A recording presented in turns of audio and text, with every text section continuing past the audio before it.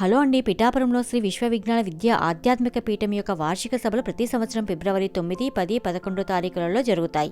ఈ 3 రోజులు కొన్ని వేల మంది ఈ పీఠం యొక్క నవమ పీఠాధిపతి అయిన శ్రీ ఉమ్రాలి షా గారికి నమస్కరించుకోవడానికి వస్తారు. ఈ పీఠం యొక్క ఆది పీఠాధిపతి 1472 సంవత్సరంలో ఇండియా రావడం జరిగింది.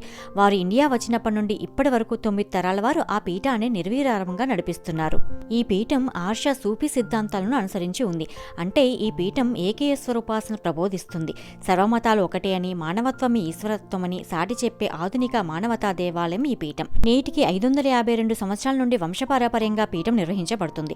ఈ పీఠాధిపతులు మానవాళికి మంత్రోపదేశం ద్వారా జ్ఞాన సాధన, ధ్యాన సాధన ద్వారా భక్తి మార్గాన్ని చూపుతారు. మనం ఏ మత ప్రబోధకాలు చూసినా జీవమే ఈశ్వరతత్వమని, భగవంతుడు ఎక్కడో లేడు, ప్రతి మనిషిలో ప్రతి జీవిలో ఉన్నాడని, అది గుర్తించి మన జీవన ప్రయాణాన్ని సాఫీగా కొనసాగించాలని చెబుతుంది. సర్వ మతాలు ధర్మాలు ఒకటే అని, ఎవరిని పూజించినా ధ్యానించినా మనం నడిచే దారి సరైనదై ఉండాలి.